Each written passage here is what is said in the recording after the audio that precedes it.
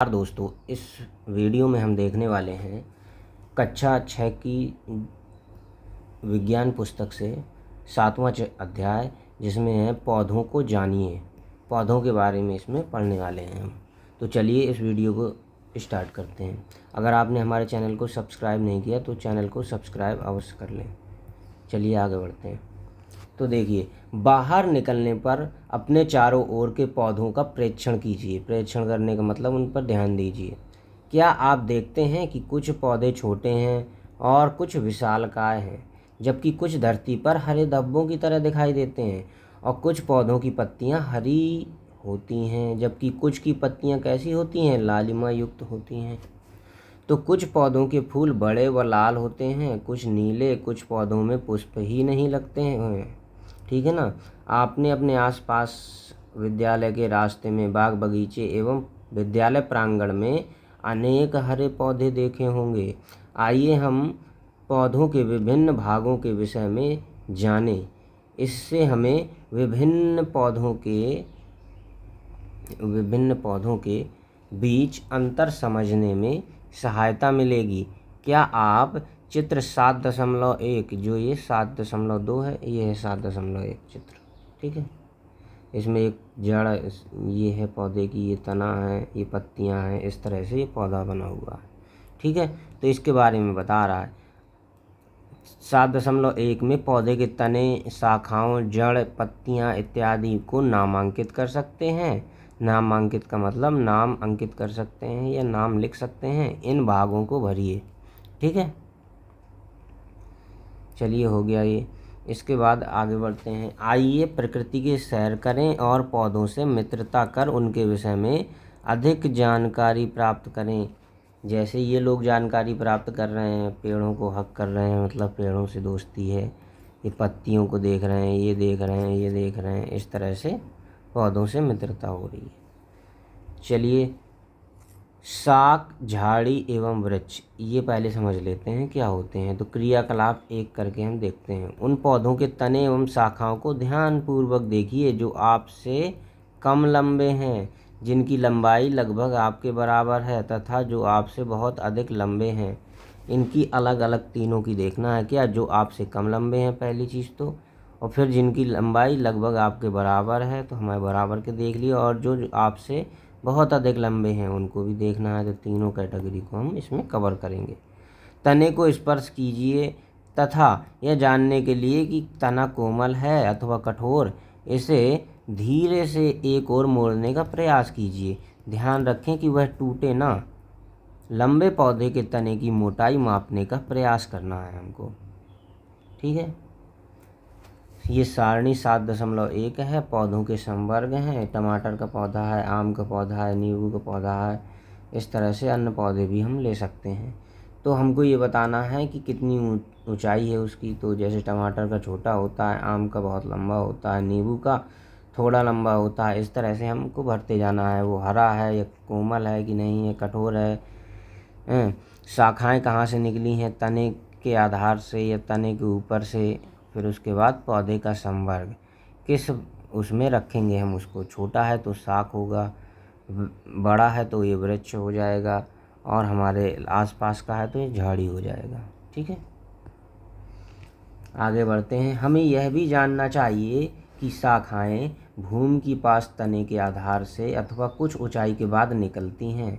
कहाँ से निकलती हैं शाखाएं? भूमि के पास तने के आधार से अथवा कुछ ऊंचाई के बाद निकलती हैं। या तो तने से ही निकल जाती हैं, ये यहाँ से ख़त्म हो रहा है, यहीं से शाखाएं निकलने लगती हैं, या फिर यहाँ से देखो, ये तने के बाद कुछ दूरी के बाद फिर यहाँ से शाखाएं निकलती हैं। तो ये इस तरह से होती हैं। अब हम प्रेक्षित सभी पौधों को सारणी 7.1 में वर्गीकृत करेंगे। कुछ उदाहरण दिखाए गए हैं। आप और अधिक पौधों के लिए 1, 2, 3 कालमों को भर सकते हैं। इस अनुच्छेद के बाद के अंश को पढ़कर कॉलम 4 में भरें। चलिए देखते हैं। सुझाव है कि पौधों को कम से कम क्षति पहुँचे, इसलिए आप 4-5 विद्यार्थियों के समूह में कार्य कर सकते हैं। कोमल तने वाले पौधे के अध्ययन के लिए खरपतवार का प्रयोग करें। क्या आप जानते हैं कि खरपतवार क्या है? खेतों में, बगीचे एवं गमलों में कुछ अनचाहे पौधे जो स्वतः उग जाते हैं। क्या आपने किसानों को इन खरपतवारों को खेत से उखाड़ते हुए देखा है? चलिए आगे बढ़ते हैं। इन लक्षणों के आधार पर हम अधिकांशतः पौधों को 3 संवर्गों में वर्गीकृत कर सकते हैं। ये हैं शाक, ये झाड़ी या फिर वृक्ष। 3 में हम इसको बांट सकते हैं। इन्हें चित्र 7.3 में दर्शाया गया है। ये हैं 7.3 का चित्र, इसमें दर्शाया गया है। ये क्या हो गया? शाक हो गई। बी नंबर है ये झाड़ी हो गई, और ये सी नंबर है ये वृक्ष हो गया। ठीक है, आगे बढ़ते हैं। कुछ पौधों में शाखाएं तने के आधार के समीप से निकलती हैं तथा तना कठोर होता है परंतु अधिक मोटा होता है, इन्हें झाड़ी कहते हैं। ठीक, कुछ पौधे बहुत ऊंचे होते हैं तथा इनके तने सुदृढ़ एवं गहरे होते हैं। इनमें शाखाएं भूमि से अधिक ऊंचाई पर तने के ऊपरी भाग से निकलती हैं, तो इसे क्या कहते हैं? वृक्ष कहते हैं। उपर्युक्त अवलक्षणों के आधार पर क्या सूचीबद्ध पौधों को वर्गीकृत सारणी 7.1 कॉलम 4 में भर सकते हैं? तो जो 3 जगह छूटी थी ना इस सारणी में, तो इनको भरने के लिए कह रहा है कि क्या आप इनको भर सकते हैं क्या? तो पहली जानना चाहती है कि मनी प्लांट, सेम, लौकी तथा अंगूर के तने किस प्रकार के हैं। इनमें से कुछ पौधों को देखिए, ये साग झाड़ी और पेड़ से किस प्रकार भिन्न हैं। आपके विचार से इनमें से कुछ को ऊपर चढ़ने के लिए सहारे की आवश्यकता क्यों पड़ती है? तो कमज़ोर तने वाले पौधे सीधे खड़े नहीं हो सकते और ये भूमि पर फैल जाते हैं। इन्हें विसर्पी लता कहते हैं। जो कमज़ोर तने होते हैं वो सीधे तो खड़े नहीं हो पाते, तो क्या होते हैं? भूमि पर फैल जाते हैं, जैसे ये फैले हुए हैं, तो इन्हें विसर्पी लता कहते हैं। और जबकि कुछ पौधे सहायता से ऊपर चढ़ जाते हैं, ऐसे पौधे आरोही कहलाते हैं। ये शाक, झाड़ी और पेड़ों से भिन्न हैं। संभवतः आप अपने विद्यालय अथवा घर पर कुछ पौधों की देखभाल करते होंगे। अपने घर अथवा विद्यालय में पाए जाने वाले वृक्ष, झाड़ी अथवा विसर्पी लता के 2-2 पौधों के नाम लिखना है हमको। ठीक है, 7.2 में देखिए तना। अपने आसपास के पेड़ पौधों को देखें तथा उनके तने पर पाई जाने वाली विभिन्न संरचनाओं एवं भागों को देखें। अपने अवलोकन की तुलना अपने साथी द्वारा किए गए अवलोकन से करें कि आपके साथी ने क्या देखा, आपने क्या देखा। तने में पत्तियां देखी, शाखाएं देखी, कली, फल और फूल ये देखे होंगे। ठीक है, क्रियाकलाप 2 करके देखते हैं। आवश्यक सामग्री इसके लिए चाहिए: एक गिलास, जल, लाल स्याही, साकीय पौधा तथा एक ब्लेड। ठीक है, साक वाला पौधा चाहिए और एक ब्लेड चाहिए। अब क्या करना है? तना क्या कार्य करता है ये समझना है हमको। तो इसमें देखेंगे, जो ये जल है इसमें हमने तने को डुबो दिया है, उसके बाद ये पौधा इस तरह से रख दिया है। अब जो क्या होगा, ये पौधे से ये पानी को खींचेगा और ये जो हरी हरी पत्तियां थी इनमें रेड स्पॉट पड़ जा रहे हैं, थोड़े थोड़े धब्बे। ठीक है, तो वही समझने का प्रयास करते हैं। गिलास को 1/3 जल से भरें, जल में लाल स्याही की कुछ बूंदें डाल दें, साग के तने को गिलास में रखें। तने को गिलास में रख दिया, जैसा कि चित्र 7.6 में दिखाया गया है। अगले दिन इन शाखाओं का अवलोकन करना है हमको। तो हम क्या पाएंगे? क्या इस शाख में कुछ भाग लाल नज़र आते हैं? आपने देखा कि तने में ऊपर रंग चढ़ गया। अगर इसे लंबे समय तक रखा जाए तो रंग पत्तियों और सिराओं में भी आ जाता है। तो क्या आप बता सकते हैं कि यह लाल रंग यहाँ तक कैसे पहुँचा? बताइए। ये जो पत्ती है, अगर इसको कट करके तने को देखेंगे यहाँ से, तो इसमें इस तरह का कुछ लाल लाल स्पॉट से ये बन जाएगा। ठीक है, तने के ऊपर चढ़ता जल ए में दिखाया गया है, ये देखिए। और तने के खुले सिरे को विवर्धित दृश्य, मतलब इसको काट के दिखाया गया है इसको। अब चलिए आगे बढ़ते हैं। इस क्रियाकलाप में हमने देखा कि जल तने के ऊपर की ओर चढ़ता है, अर्थात तना जल का संवहन करता है, जल को ऊपर की ओर खींच के ले जाता है। लाल स्याही की भांति जल में विलीन खनिज जल के साथ तने में ऊपर पहुंच जाते हैं। ठीक है, आइए आगे बढ़ते हैं। पत्ती अपने आसपास के पौधों की पत्तियों को देखकर अपनी नोटबुक में उनके चित्र बनाइए। क्या इन सभी की आकृति एवं आकार एक रंग जैसे हैं? यह तने के किस प्रकार जुड़ी है?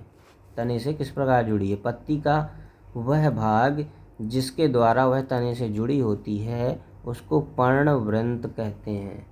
पत्ती के चपटे भाग को फलक कहते हैं। क्या आप अपने आसपास के पौधों की पत्तियों में इन भागों की पहचान कर सकते हैं? क्या सभी पत्तियों में पर्णवृंत होता है? तो देखिए, ये है हमारी पत्ती। पत्ती में देखिए, ये जो चपटा हुआ भाग है ये पटल है, ठीक। और इसके बाद ये तना है और ये है पर्णवृंत जिससे पत्ती और तना जुड़ा रहता है, ठीक है। आगे बढ़ते हैं। पत्ती के विषय में और अधिक जानकारी प्राप्त करने के लिए आइए उसकी छाप लें। यदि आप सोचते हैं कि पत्ती विशेष छाप नहीं छोड़ सकती तो यह क्रियाकलाप आपको पुनर्विचार करने पर मजबूर कर देगा। आइए क्रियाकलाप 3 देखते हैं। एक पत्ती को एक सफ़ेद कागज अथवा अपनी कॉपी के पन्ने के नीचे रखना है। इसे 7.9 में दर्शाए गए तरीके से एक ही स्थान पर दबाकर पकड़ लेना है, जैसे ये पकड़े हुए है, ठीक है। पकड़ कर रखना है। अपनी पेंसिल को तिरछा पकड़ना है। इसकी नोक से कागज़ के उस भाग को जिसके नीचे पत्ती है धीरे धीरे रगड़ना है। इस तरह से पेंसिल को रगड़ना है, ठीक है। क्या आपको कुछ रेखाओं के साथ छाप दिखाई देती है? क्या यह छाप पत्ती की तरह है? मतलब इसमें पत्ती छप जाएगी इस तरह से।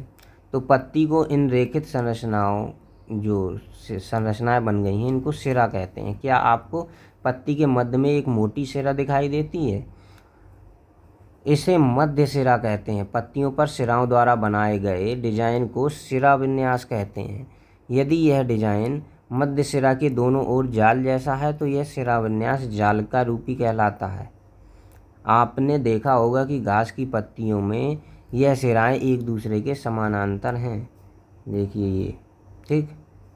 विन्यास को समानांतर सिरा विन्यास उसको कहा जाएगा जिसमें समानांतर होंगी, ठीक है। विभिन्न पौधों की पत्तियों को बिना तोड़े उनके सिरा विन्यास का अध्ययन कीजिए। आइए अब यह जानने का प्रयास करें कि पत्तियां क्या कार्य करती हैं। तो पत्तियों का काम समझते हैं क्रियाकलाप 4 के माध्यम से।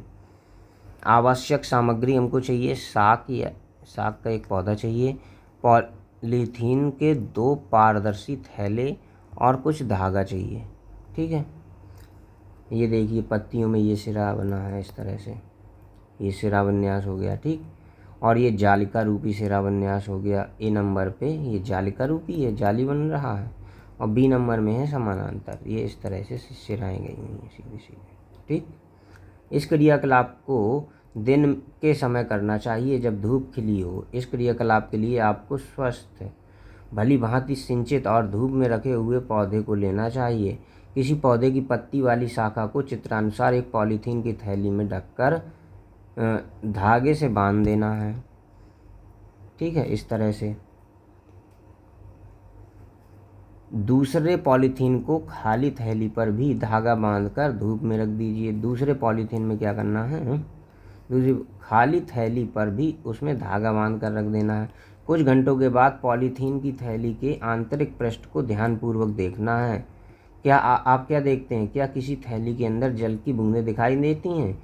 किस थैली में जल की बूंदें दिखाई देंगी? क्या आप बता सकते हैं कि यह बूंदें कहाँ से आईं? तो जो पत्ती से ढका हुआ पौधा था उसमें हमको पानी की बूंदें दिखाई देंगी, क्योंकि पत्तियां जो है जल का उत्सर्जन कर रही होती हैं। तो क्रियाकलाप के बाद पॉलीथीन की थैली को हटाना मत भूलना। काम कर लिया फिर उसको हटा दो।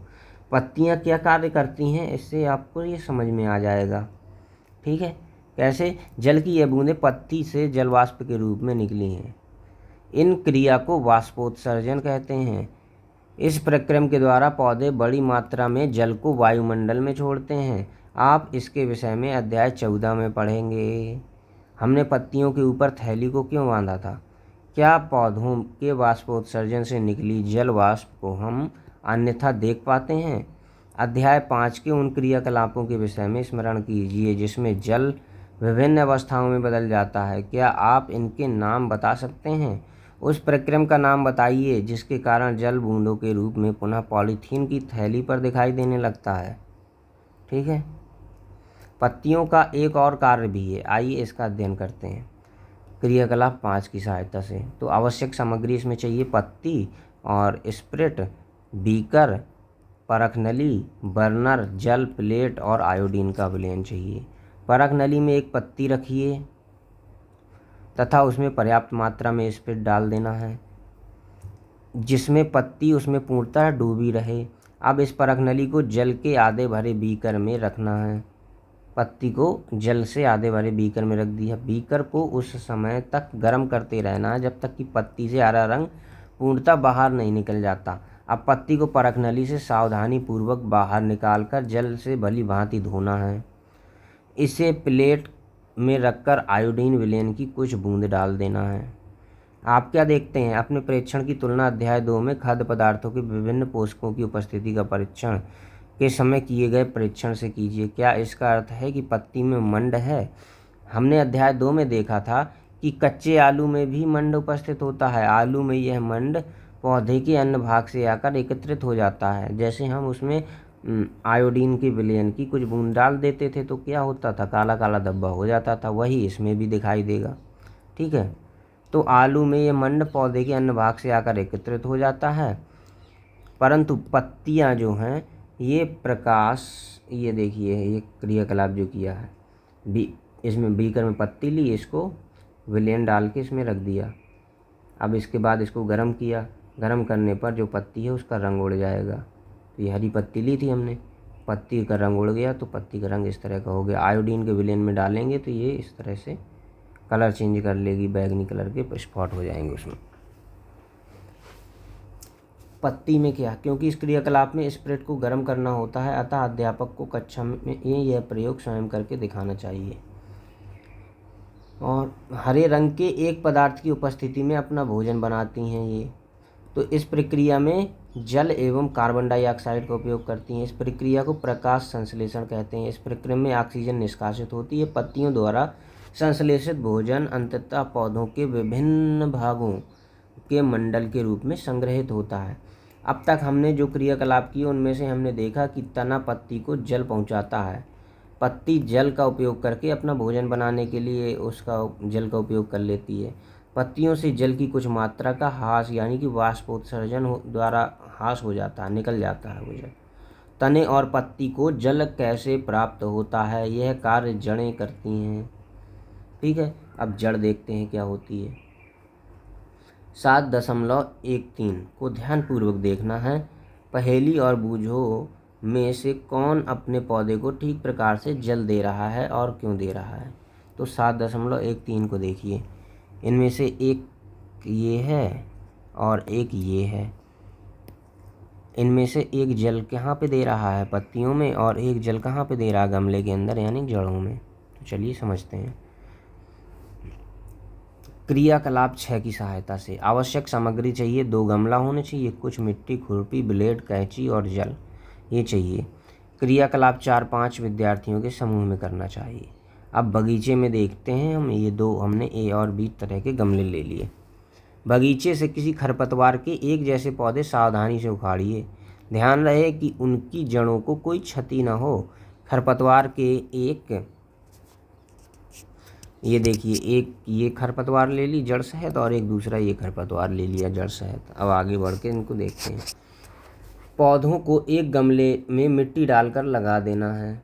दूसरे पौधे की जड़ों को काट दीजिए। अब इसे दूसरे गमले में लगा दीजिए। इनमें नियमित रूप से जल दीजिए। 1 सप्ताह पश्चात इनका परीक्षण कीजिए। क्या दोनों पौधे स्वस्थ हैं? दोनों पौधे में नियमित रूप से जल दिया गया था, परंतु एक की जड़ नहीं थी। क्या आप इस क्रियाकलाप से जड़ के एक महत्वपूर्ण कार्य के विषय में जान पाते हैं? जड़ का एक अन्य कार्य जानने के लिए आइए एक और क्रियाकलाप करते हैं। तो एक पौधे को जड़ काट देना है। जिसकी जड़ कटी होगी वो क्या होगा? सूख जाएगा। ठीक है, क्योंकि उसको पानी नहीं मिल पाएगा। अब क्रियाकलाप 7 देखते हैं। इसमें क्या देखेंगे? जड़ का अन्य कार्य देखना है हमको। तो आवश्यक सामग्री, पहला तो हमने देख लिया कि वो पोषण खींच के देता है पौधे को। आगे बढ़ते हैं। आवश्यक सामग्री चाहिए मक्का और चने के बीज, उसके अलावा रुई चाहिए, कटोरी और जल चाहिए। अब 2 कटोरियाँ लेना है, इनमें भीगी हुई रुई रख देना है। एक कटोरी में चने के 3-4 बीज और दूसरी में मक्का के दाने रख देना है। जल डालकर रुई को हमेशा नम रखना है हमको। जब तक कि बीज अंकुरित होकर नवोद्भिद नहीं बन जाते। 1 सप्ताह बाद इन्हें खींचकर रुई से बाहर निकालने का प्रयास कीजिए। क्या नवोद्भिद सरलता से रुई से बाहर खिंचाता है और क्यों? तो देखिए, रुई लिया हमने और इसमें इस तरह से रख दिया था और इसको गीला रखा, तो इसमें क्या होगा, ये इस तरह से अंकुरित हो जाएगा। ये क्रियाकलाप 6 में हमने देखा कि हम पौधों को भूमि से खींचकर आसानी से नहीं निकाल पाते, उन्हें मिट्टी खोद कर निकालना पड़ता है। जड़ें पौधे को मिट्टी में मजबूती से जमाए यानी कि जकड़े रखती हैं। इन्हें मिट्टी के पौधों को का स्थिरक कहा जाता है। आपने देखा कि तने एवं पत्तियां विभिन्न प्रकार की होती हैं। क्या जड़ों में भी विविधता होती है ऐसी? आइए इसका पता लगाते हैं। इसके लिए हम क्या करेंगे, क्रियाकलाप 8 देखते हैं। चित्र 7.16 7.16 बी, ए और बी दोनों को देखना है। तो ये ए है और ये बी है। देखिए, ए में क्या है, ये जड़ हैं और इसकी ये जड़ है। ठीक, चलिए अब चने के पौधे की जड़ों को देखना है। क्या यह चित्र 7.16 ए के समान दिखाई देती है अथवा चित्र 7.16 की तरह दिखाई देती? मक्का के पौधों की जड़ें कैसी होती हैं? जड़ों की आकृतियों के चित्र के साथ मिलान कर खाली स्थान में मक्का अथवा चना लिखना है हमको। तो ए नंबर पे हमारी कौन सी जड़ है, मक्के की है या चने की? और बी नंबर पे हमारी कौन सी जड़ है, मक्के की है या चने की? ये हमको बताना है। तो हम यहाँ पे क्या लिखेंगे, ए में मक्के की जड़ें इस तरह की होती हैं जो कि जैसे ये बीच में मक्का है इस तरह की जड़ निकलती है। और जो ये बी नंबर है ये है चने की जड़। इसमें क्या होता है, ये है चना इस तरह का होता है, तो यहाँ से एक जड़ ऐसे निकलती है, तो ये हो जाएगी चने की जड़। ठीक है, खुले मैदान में जाइए, पौधों की मिट्टी को खोद कर निकालिए और जड़ों से मिट्टी धोकर उनका निरीक्षण कीजिए। क्या आपने ध्यान दिया कि सभी खरपतवार पौधों की जड़ें या तो चित्र 1.6 ए की तरह होती हैं या फिर बी की तरह होती हैं? अब आइए 7.17 का ए और बी देखते हैं। पहला ए नंबर में है मूसला जड़ और बी नंबर में है रेशेदार जड़। मूसला जड़ ऐसे इस तरह से छोटी छोटी जड़ बटी होती हैं। मूसला जड़ क्या होती है, ये अलग अलग जड़ें इस तरह से फैली रहती हैं। ठीक है, इन पौधों की जड़ें ये रेशेदार हो गई और ये मूसला हो गई। चलिए आगे बढ़ते हैं। जिन पौधों की जड़ें चित्र 7.17 ए की तरह इस तरह की होती हैं ये मूसला जड़ कहलाती है और छोटी जड़ों को पार्श्व जड़ कहते हैं। जिन पौधों की जड़ें ये वाली होती हैं उनको क्या कहते हैं, जकड़ा जड़ या फिर रेशेदार जड़ ये कहते हैं बी नंबर की जड़ों को। ठीक है, एकत्र दिए गए खरपतवार पौधों को उनकी जड़ के आधार पर 2 समूह में छांटिए। मूसला जड़ वाले पौधों को समूह ए में तथा रेशे जड़ वाले पौधों को बी में रखना है। समूह ए के पौधों को पत्तियों को देखना है, इनकी सिरा विन्यास किस प्रकार का है, और समूह बी के पौधों की पत्तियों और सिरा विन्यास किस प्रकार का है, इनको समझने का प्रयास करना है। अब आगे देखते हैं। क्या आपने ध्यान दिया कि पौधे की पत्ती के सिरा विन्यास एवं जड़ के प्रकार में एक रोचक संबंध है? क्या उन सभी पौधों जिनका आप अध्ययन कर चुके हैं कि पत्तियों और सिराओं विन्यास एवं जड़ के प्रकार को सारणी 7.2 में सही रूप से भर सकते हैं? इसमें भरना है कि पौधे का नाम क्या था, उसकी सिरा विन्यास किस तरह का था और उसके जड़ के प्रकार क्या थे। हमने देखा कि जड़ें मिट्टी से जल का अवशोषण करती हैं तथा तना जल एवं खनिज को पत्ती एवं पौधों के अन्य भागों तक पहुंचाता है, जो तना होता है। ठीक है, पत्तियां भोजन संश्लेषित करती हैं। यह भोजन तने से होकर पौधों के विभिन्न भागों में संग्रहित हो जाता है। इस प्रकार की कुछ जड़ों जैसे गाजर हो गई, मूली हो गई, शकरकंद, शलजम एवं टेपियोका आदि को हम खाते हैं। हम पौधों के अन्य भागों को भी खाते हैं। किस किस की जड़ खाते हैं? गाजर की, मूली की, शकरकंद की और शलजम की एवं टोपियोका की, इनकी जड़ खाते हैं। जहाँ यहाँ पर क्या होता है, इसमें ऊर्जा भंडारण होता है, भोजन का भंडारण रहता है। अब एक तना को दो तरफा मार्ग की तरह देखते हैं। ये एक तना है, ये दोनों तरफ से हमारा क्या कर रहा है, पोषण लेके भी जा रहा है, और जो खाना बन जाता है उनका पौधों की पत्तियों में वो लेके भी आ रहा है। तो ये इस तरह का दो तरफा मार्ग की तरह काम करता है। क्या आप इस बात से सहमत हैं कि तना दो तरफा मार्ग की तरह काम करता है? आगे देखते हैं, पुष्प देखते हैं। पुष्प पौधों, गुलाब के पौधे की 3 आरेख ABC में देखना है हमको। ये एक आरेख है, B है, ये C है, ठीक है। चित्र में पुष्प को रंगने के लिए आपने किस रंग का प्रयोग किया था? क्या सभी रंग पुष्प जो है ये रंग बिरंगे होते हैं? क्या आपने घास, गेहूँ, मक्का, आम अथवा अमरूद के पुष्प भी देखे हैं? क्या वे चटकीले हैं? आइए कुछ पौधों का अध्ययन करते हैं। अब आवश्यक सामग्री चाहिए। एक पुष्प कलिका, निम्न में से किसी पौधे के 2 पुष्प, धतूरा, गुड़हल, गुलाब, सरसों, बैंगन, भिंडी, गुलमोहर, एक ब्लेड, स्लाइड अथवा कागज, आवर्धक लेंस लेना है एवं जल लेना है। अब इन चित्र का ध्यानपूर्वक अध्ययन करना है। ये पहले इस तरह का था, फिर इस तरह से ये हो गया, ठीक। तो खिले हुए पुष्प का प्रमुख भाग कौन सा है? यह पुष्प की पंखुड़ियाँ हैं। विभिन्न पुष्पों की पंखुड़ियाँ अलग अलग रंग की होती हैं। आपके विचार में कलिका में यह पंखुड़ियाँ कहाँ बंद रहती हैं? कली का प्रमुख भाग कौन सा है? क्या आपने ध्यान दिया कि यह भाग छोटी पत्ती की भांति दिखाई देता है? इन्हें बाह्यदल कहते हैं। पुष्प के बाह्यदल एवं पंखुड़ियों को भली भांति अवलोकन कीजिए तथा निम्न प्रश्नों के उत्तर दीजिए। इसमें कितने बाह्यदल हैं? क्या ये आपस में जुड़े हैं अथवा स्वतंत्र हैं? बाह्यदल एवं पंखुड़ियाँ किन रंगों की हैं? आपके फूल में पंखुड़ियों की संख्या कितनी है? क्या वे एक दूसरे के साथ जुड़ी हैं अथवा स्वतंत्र हैं? क्या जुड़े हुए बाह्यदल वाले पुष्प की पंखुड़ियाँ अलग अलग हैं या फिर संयुक्त हैं? अपनी कक्षा के विभिन्न विद्यार्थियों द्वारा विभिन्न पुष्पों के अध्ययन संबंधी प्रेक्षण सारणी 7.3 में लिखना है। इसमें देखिए, गुलाब का पौधा है, रंग बताना है कौन कौन से होते हैं। तो सभी रंग का होता है, सफ़ेद भी, पीला भी, तो इसमें अनेक रंग होते हैं। पंखुड़ियों की रंग एवं उनकी संख्या 5 रंग लिख दिए हमने, 5 लिख दिया। बाह्यदल जुड़े एवं स्वतंत्र, बाह्यदल जुड़े एवं कि स्वतंत्र हैं। पंखुड़ियाँ स्वतंत्र हैं कि नहीं हैं? पुंकेसर जो है स्वतंत्र एवं पंखुड़ी से जुड़े हुए हैं कि नहीं है? और स्त्रीकेसर उपस्थित है अथवा अनुपस्थित है, ये सब बताना है, ठीक है। विद्यालय अथवा किसी अन्य बगीचे में जाकर विभिन्न पुष्पों का अध्ययन करना है। अपने प्रेक्षण को सारणी में लिखना है। इस सारणी के अंतिम 2 कॉलम भरना है हमको।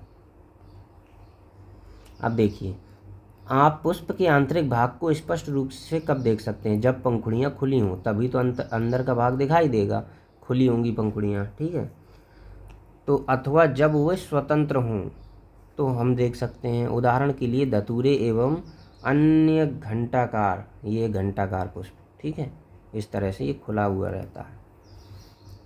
घंटाकार पुष्प की पंखुड़ियों को लंबाई में काटकर आप पुष्प के आंतरिक भागों को स्पष्ट रूप से देख सकते हैं। पुष्प के आंतरिक भागों को स्पष्ट रूप से देखने के लिए बाह्य दल एवं पंखुड़ियों को हटा देना है। चित्र 7.22 की तरह हटाकर फिर उनको ध्यान से देखना है। अपने पुष्प में पुंकेसर और स्त्रीकेसर को पहचानना है। अब चित्र 7.23 में ध्यानपूर्वक देखना है। इसमें विभिन्न पुष्पों के पाए जाने वाले विभिन्न प्रकार के पुंकेसर हैं। ये हैं पुंकेसर, ये हैं पुंकेसर, ठीक है।